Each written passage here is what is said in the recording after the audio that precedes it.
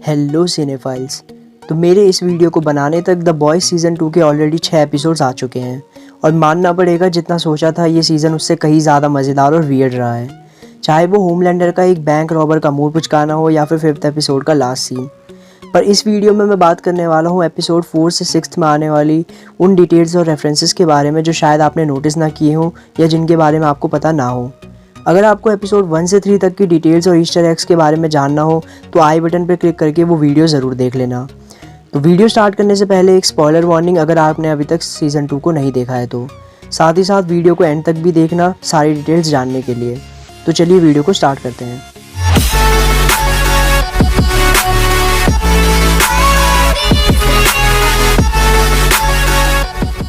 Start करते हैं 4th episode से। तो हमें फर्स्ट सीजन से ही दिखाया जा रहा है कि ह्यूई सिंगर बिली जॉयल का बहुत बड़ा फ़ैन है और 4th एपिसोड में हमें इस बात का एक और प्रूफ दिखता है जब स्टारलाइट और ह्यूई दोनों मिलकर we didn't start the fire गाते हैं। इसके अलावा इस गाने में एक और ख़ास बात है और वो है इसकी एल्बम का नाम। We didn't start the fire song की एल्बम का नाम था स्टॉर्म फ्रंट। तो ये एक्चुअली एक सिंबॉलिक रेफरेंस है स्टॉर्म फ्रंट के कैरेक्टर के लिए। उसके बाद चलते हैं उस सीन पर जहाँ होमलैंडर और डॉपलगैंगर जो मैडलिन स्टिलवेल बनकर बैठा हुआ है वो दोनों मिलकर देख रहे होते हैं टैक्सी ड्राइवर मूवी को। अब इस मूवी में कोई ईस्टर एग तो नहीं है द बॉयज़ से रिलेटेड, पर इस मूवी का प्लॉट हमें आयरॉनिकली होमलैंडर का फ्यूचर दिखाता है।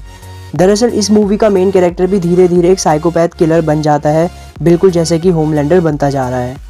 फिर आते हैं उस सीन पर जिसे हमें टुकड़ों में थ्रू आउट द एपिसोड दिखाया गया है। मैं बात कर रहा हूँ डीप की वाइफ के सिलेक्शन की, जहाँ कई डिफरेंट लड़कियों का इंटरव्यू लेकर डीप के लिए परफेक्ट वाइफ को चूज़ किया गया था। तो जब पहले 3 एपिसोड्स में चर्च ऑफ द कलेक्टिव को दिखाया गया तो मुझे भी इसके बारे में कुछ समझ नहीं आ रहा था, बट अब मुझे ऐसा लगता है कि ये ग्रुप शायद एक पैरोडी की तरह दिखाया जा रहा है चर्च ऑफ साइंटोलॉजी नाम के एक ग्रुप की, जो कि अपने आप को एक डिफरेंट रिलीजन बताते हैं। और इसका सबसे अच्छा एग्जाम्पल है डीप की वाइफ का ऑडिशन। तो अगर आपको पता नहीं है तो इस साइंटोलॉजी रिलीजन के मोस्ट फेमस फॉलोअर हैं टॉम क्रूज, और कुछ र्यूमर्स ऐसे भी सामने आए हैं कि चर्च ऑफ साइंटोलॉजी ने भी टॉम क्रूज की वाइफ के लिए ऑडिशन करवाया था, बिल्कुल डीप की वाइफ के ऑडिशन की तरह। तो इसका शो से उतना लेना देना नहीं है, बट एक फ़न फैक्ट था तो मैंने आपको बता दिया। इसके बाद चलते हैं स्टॉर्म फ्रंट के प्रोटेस्ट पर, जहां आप एक बैनर पे I want my compound V लिखा देख सकते हो। तो ह्यूई और स्टारलाइट की कंपाउंड वी को लीक कराने के बाद वॉर्ट ने अपने आप को बचा लिया था ये सारा इल्ज़ाम मैडलिन पर लगाकर, बट ऐसा लगता है कि पब्लिक को ये बात हजम नहीं हुई है और वो अब वॉर्ट के इरादों को समझने लगी है। फिर आते हैं उस सीन पर जहां होमलैंडर सबको क्वीन मेव के रिलेशनशिप के बारे में बताता है। तो यहाँ जो रिपोर्टर दिखाई गई है वो एक्चुअली रियल लाइफ में भी एक रिपोर्टर है, लेकिन वो show in depth with Maria Menounos कोई रियल शो नहीं है। तो ये तो हो गई एपिसोड 4 की बात। अब चलते हैं एपिसोड 5 पर। तो यहाँ तो स्टार्टिंग में ही हमें एक कॉमिक रेफरेंस मिलता है। तो 5th एपिसोड के स्टार्टिंग के ही एक सीन में हमें दिखता है एक परेशान और फ्रस्ट्रेटेड बिली जो कि एक डांस क्लब में खड़ा होता है और वहाँ जाकर वो बिना किसी बात के एक इंसान को मारना स्टार्ट कर देता है, जिसके बाद कई लोग आकर बिली की ही पिटाई कर देते हैं। तो अगर आपने मेरी बिली बुचर की कॉमिक ओरिजिन पे वीडियो देखी है तो आपको पता ही होगा कि बिली बचपन से ही एक बुली और लड़ाकू टाइप का पर्सन रहा है, और ये क्लब फाइट डायरेक्टली कॉमिक्स की बार फाइट से उठाई गई है जिसमें लास्ट में बिली की ही पिटाई होती है। आगे हम देखते हैं बिली को एक सुपरमार्केट में, जहाँ वो वॉट फ्रेश पीस का पैकेट उठाता है और फ्रिज के ऊपर लिखा हुआ है वॉट फ्रेश फार्म्स। तो वॉट का अपना एक न्यूज़ चैनल है, एक म्यूज़िक स्ट्रीमिंग सर्विस है और यहाँ तक कि अपनी ग्रॉसरी सर्विसेज भी है। भाई साहब काफी फैला हुआ बिजनेस है। बहुत। खैर आगे बात करें तो बिली से रिलेटेड कई और कैरेक्टर्स के बारे में भी हमें इस एपिसोड में पता चला, जैसे टेरर जो कि बिली का डॉग है। वो कॉमिक्स में फर्स्ट इशू से ही बिली के साथ था, हालांकि शो में तो हमें उसे काफ़ी लेट दिखाया गया है। उसके बाद हमें बिली की आंट से उसके भाई लैनी के बारे में भी पता चला, जो कि कॉमिक्स की तरह ही शो में भी ऑलरेडी मर चुका है, और लैनी के बारे में हमें शायद और पता चलेगा 7th एपिसोड में। उसके बाद चलते हैं किमिको। अब आते हैं इस एपिसोड के सबसे सरप्राइजिंग डिटेल पर, और वो है वॉट के CEO एडगर का ब्लैक नॉयर को मॉनिटर करना। तो ये तो आपने देखा ही होगा कि ब्लैक नॉयर के चेस्ट पर एक कैमरा लगा है जिससे एडगर ब्लैक नॉयर की सारी एक्टिविटीज़ को कंट्रोल करता है। पर इससे हमें ये भी पता चल रहा है कि भले ही कॉमिक्स की तरह शो में भी ब्लैक नॉयर होमलैंडर का क्लोन हो ना हो, पर इतना ज़रूर है कि वॉट ने उसे होमलैंडर के बेकाबू होने पर अपने सेफ बैकअप की तरह रखा है। साथ ही साथ कंपनी को दूसरी तरह की किसी मुसीबतों से बचाने के लिए भी वॉट ब्लैक नॉयर का यूज़ कर रहा है। और इसी के साथ 5th एपिसोड की सभी डिटेल्स और रेफरेंसेस की बात भी हो गई। अब चलते हैं इस सीज़न के अभी तक के सबसे मज़ेदार एपिसोड 6 पर। तो स्टार्ट करते हैं फ्रेंची से।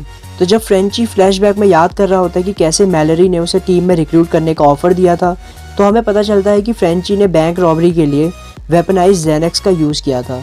तो ज़ैनेक्स एक सेडेटिव ड्रग है जो कि यूज़ करा जाता है एंजाइटी ट्रीट करने के लिए, बट फ्रेंची ने उसे भी एक वेपन बना लिया, जो कि हमें दिखाता है कि फ्रेंची सिर्फ ड्रग्स लेता है ही नहीं है, बल्कि वो एक बढ़िया केमिस्ट भी है जिसे ड्रग्स और केमिकल्स की काफ़ी नॉलेज है।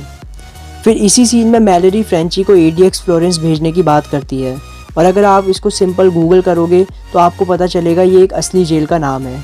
तो पहले असली रिपोर्टर्स को बुलाना, फिर असली जेल के बारे में बताना, इस शो के राइटर्स ज़्यादा से ज़्यादा चीज़ें रियली दिखाना चाहते हैं। फिर चलते हैं सेज ग्रुप पर।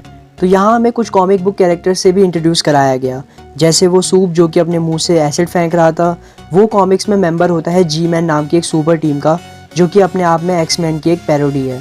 उसके बाद हमें देखने को मिला वॉरशिकिन, जो कि एक रशियन सुपर हीरो है जिसका सुपर हीरो नेम है लव सॉसेज, जिसका मेंशन खुद MM करता है उसे देखने के बाद। अब इस सूप से रिलेटेड अच्छी बात ये है कि कॉमिक्स में ये बॉयज़ टीम का बहुत अच्छा फ्रेंड होता है, स्पेसिफिकली ह्यूई का, और शो में भी आई थिंक ऐसा ही कुछ दिखाया जाएगा। फिर आते हैं लैम्प लाइटर और मैलरी के कनेक्शन पर।